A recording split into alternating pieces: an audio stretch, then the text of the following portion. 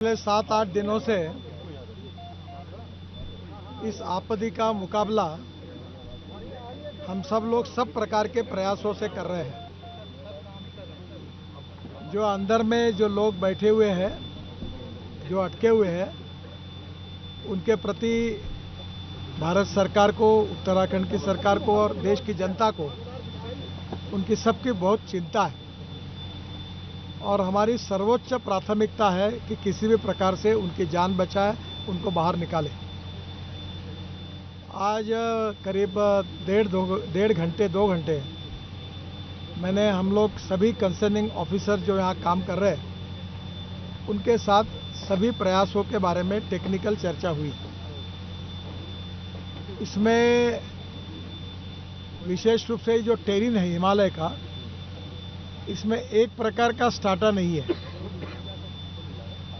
Geology में अलग अलग रॉक के लिए अलग अलग प्रकार का हार्डनेस होता है, जैसे talc, gypsum, calcite, apatite, orthoclase, quartz, corundum, diamond. तो डायमंड सबसे हार्डेस्ट मटेरियल है। यहाँ क्या है कि बीच में सॉफ्ट है, एकदम हार्ड है। तो स्वाभाविक रूप से दिक्कतें बहुत आ रही है और हमने अभी इसके लिए करीब 6 विकल्प लोगों ने दिए। 6 विकल्पों पर काम कर रहे हैं। भारत सरकार की अलग अलग एजेंसीज है जिनको जिम्मेदारी दी गई है। टीमों से भी विशेष रूप से यहाँ ध्यान दिया जा रहा है। उत्तराखंड के सरकार, उनके मुख्य सचिव और उनकी पूरा सहयोग है और NHIDCL ये भी इसमें विशेष रूप से हमारे महमूद करके एडिशनल सेक्रेटरी जो मैनेजिंग डायरेक्टर वो भी काम कर रहे हैं। यहाँ आसपास हिमालय में जहाँ प्राइवेट सेक्टर में चोजिला टनल का काम चल रहा है, बाकी टनल का काम चल रहा है, उन प्राइवेट सेक्टर में भी टनल के काम करने वाले एक्सपर्ट जो थे उनको भी यहाँ बुलाया, जो BRO के थे उनको भी बुलाया है।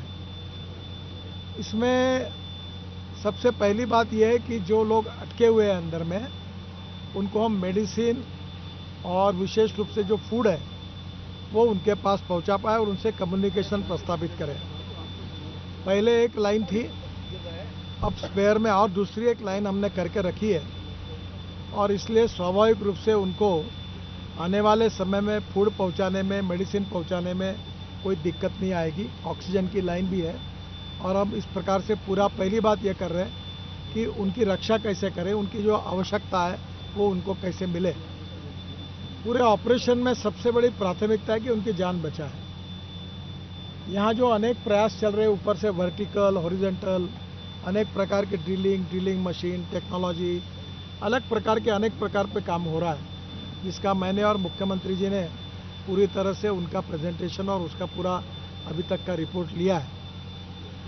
राज्य सरकार ने और भारत सरकार ने जहाँ जरूरत होगी वहाँ एयरलिफ्ट करके रोड बनाना है, वहाँ रोड बनाना BRO बना रही है इमरजेंसी मशीन ले जाने के लिए। इसके लिए जो जो आवश्यकता होगी, एक जगह पर पानी की बहुत ज़रूरत है तो पानी भी लगेगा बड़े प्रमाण पर। तो वो स्वाभाविक रूप से सब प्रकार की व्यवस्था है, बिजली की व्यवस्था है, लाइट की व्यवस्था, पानी की व्यवस्था, ये सब सपोर्टिंग जितनी बातें उसकी भी व्यवस्था पूरी की गई है। बहुत से मशीन पहुँचे हैं। जो पहला प्रयास हमने ऑगर मशीन का शुरू किया जो अमेरिका में बनी हुई है, वो एक मशीन काम कर रही, दूसरी भी मशीन है, पर वो मशीन जब सॉफ्ट स्टार्टा था तो अच्छा काम कर रही थी। अचानक हार्ड मटेरियल आने के कारण थोड़ा सा चिंता का विषय हुआ। उसका भी टेक्निकल सॉल्यूशन निकाला गया है और वो मशीन जो है, वो जो पाइप अंदर में जाएगा तो वो आखिरी तक पहुंचकर फिर वहाँ से लोगों को उसमें से बाहर निकालने का प्लान उसमें है। वर्टिकल भी 3 प्रकार के प्रयास है, उसके भी हम कर रहे हैं। हमने कोई प्रयास ऐसा नहीं रखा कि जो हमको नहीं कर सकते। हमने सब प्रकार के प्रयास किए। पहली प्रायोरिटी है उनकी जान बचाना और जल्द से जल्द उनको बाहर निकालना। ये आपदा है, ये जो हिमालय का टेरिन है, इसका स्टार्टा बड़ा राजिल है, तो स्वाभाविक रूप से ये जियोलॉजी के दृष्टि से भी एक बहुत बड़ी समस्या है। और फिर भी इसको जो कंक्रीट का लाइनिंग करते हैं वो भी किया है, काफ़ी जग तक वो हुआ है और दोनों बाजू से उसको करके फिर वो हम लोग आखिरी तक पहुंचते हैं यही सिस्टम है। जम्मू के श्रीनगर के बीच में हम 18 टनल बना रहे, जो 15 बन गई, फिर जोजिला बना रहे। तो करीब उत्तराखंड, हिमाचल और कश्मीर, जम्मू कश्मीर को पकड़कर हम कम से कम 2.25 लाख करोड़ की टनेज बना रही। ये जो लैंडस्लाइड्स होती है, इसके लिए भी हमने स्पॉट्स भी आइडेंटिफाई किए हैं और उसके लिए भी परमानेंट सॉल्यूशन कैसे ढूंढा जाए, उसमें उत्तराखंड के सरकार ने भी एक रिसर्च इंस्टीट्यूट खोला है। हमने स्विट्जरलैंड के काफ़ी कंपनियों के साथ चर्चाएं की है और इसके लिए भी परमानेंट व्यवस्था हमारे मिनिस्ट्री में करके इसको प्रोटेक्ट करने के बारे में हम काम करेंगे। मुझे लगता है कि आप भी पूछेंगे कि ये कब होगा, तो स्वाभाविक रूप से मैं इतना ही बता सकता हूँ कि ये जो ऑगर मशीन है, ये अगर ठीक से चल गई तो हम 2-2.5 दिन में वहाँ तक पहुँच सकते हैं और वो भी प्रयास सबसे नज़दीक होने वाला है। पर इसके अलावा अलग अलग प्रयास चाहे कितने भी दिन के हो, अगर उसके लिए भी हमने वर्टिकल भी अनेक प्रकार से जगह देकर वहाँ भी अंदर जाने की कोशिश कर रहे हैं। हिमालय की जियोलॉजी ऐसी है कि ना यह हार्ड पत्थर है। मैं महाराष्ट्र से हूँ, तो हमारे यहाँ पहाड़ मतलब होता है पत्थर, पर्यायी नाम। तो दक्कन का जो डेक्कन है का पूरा बेसाल्ट है, वो पत्थर है, हार्ड होता है। मैंने मुंबई पुणे एक्सप्रेस हाईवे में करीब 5-6 टनल बनाई, तो अभी तक हमारे मन में यही परसेप्शन था कि पत्थर है। जब मैं अभी मनाली में गया तब मेरे ध्यान में आया कि हिमालय ऐसा है कि छोटे छोटे पत्थर है और मेजॉरिटी स्ट्राटा ऐसा है कि उसमें मिट्टी है और वो एक जगह होकर उसका पहाड़ तैयार हुआ है। तो ये बड़ा डिफ़िकल्ट टेरेन है, फिर भी हम लोग पूरी कोशिश कर रहे हैं। आज परिवारजनों को भी मैं मिला, मुख्यमंत्री जी और मैं, उनको भी हमने हिम्मत दी है और हमें विश्वास है कि निश्चित रूप से हम सफल होंगे। प्रधानमंत्री जी के स्तर पर वो भी इसकी लगातार चिंता कर रहे हैं। हमारे दिल्ली में जो सेक्रेटरी है अनुराग जैन, उन्होंने स्पेशल क्वेश्चन करके रोज़ हमको 2-2 घंटे के बाद हम भी वहाँ रिव्यू कर रहे थे।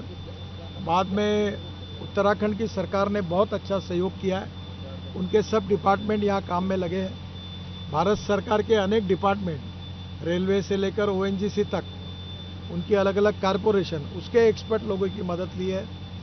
जो प्राइवेट लोग प्रैक्टिकल लेवल पर काम करते हैं, उनकी भी हमने सलाह ली है। और इतना ही नहीं, तो ये ऑगर मशीन के बारे में अमेरिका में जो एक्सपर्ट है उनसे भी सलाह किया है, उनके भी टच में है। और जो भी हमको इसमें मदद हो सकती है, IIT के लोग होंगे, टेक्निकल लोग होंगे, एक्सपीरियंस लोग होंगे जिन्होंने टनल में काम किया, उनकी सबकी मदद लेकर जितने ऑप्शन है उसके ऊपर हम काम कर रहे हैं। किसी भी स्थिति में चाहे जो कुछ भी हो, पर इनकी जान बचाना ये हमारी प्राथमिकता है और इसके लिए war footing per day and night काम चल रहा है।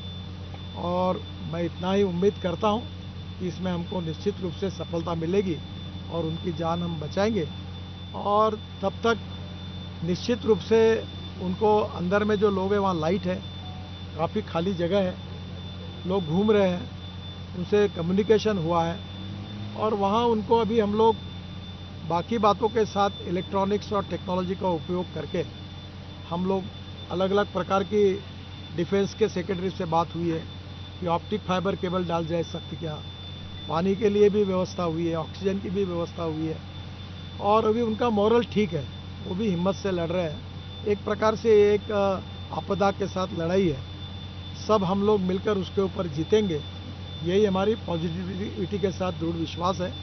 उत्तराखंड की सरकार और भारत सरकार, प्रधानमंत्री जी का नेतृत्व और हम सब लोग, हमारी एजेंसी मिलकर हम पूरी कोशिश कर रहे हैं। और आज एक्चुअली इस लेवल पर हर प्रयासों का टेक्निकल एक्सपर्ट के साथ हमने शांति से बैठकर एक एक चीज़ का पूरा मूल्यांकन करके इसमें और क्या होने लायक है और क्या उनको मदद चाहिए, कहाँ कहाँ एयर लिफ्टिंग करनी है, मशीनरी की पार्ट्स कहाँ से लाने हैं, कहाँ की मशीन उपलब्ध हो सकती है, पाइप कहाँ से उपलब्ध हो सकते हैं।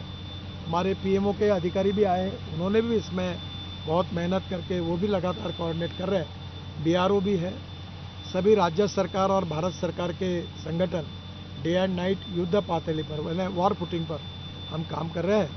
मुझे उम्मीद है कि जल्दी ही इसके बारे में हम लोग सफल होंगे और जहाँ तक ये अनेक टनल बनी, अनेक बन रही है। यहाँ का उत्तराखंड की तो आपको स्थिति मालूम है, वैसी कश्मीर की भी है, वैसे हिमाचल प्रदेश की भी है। और हिमालय टेरेन की अपनी एक विशेषता है। अगर वर्ल्ड में तुलना की जाए तो स्विट्ज़रलैंड के साथ थोड़ा बहुत इसका है, पर कुछ जियोलॉजिस्ट कहते हैं कि स्विट्ज़रलैंड की पहाड़ी की तुलना में भी हमारी परिस्थिति वर्स्ट है। तो स्वाभाविक रूप से चैलेंजेस है, ये जियोलॉजी बड़ी चैलेंज देने वाली है। फिर भी आप सबकी शुभकामनाओं के साथ हमारा प्रयास है और इसमें सफलता मिलेगी। Subscribe to Midday India. Get direct notifications on all our videos by clicking on the bell icon.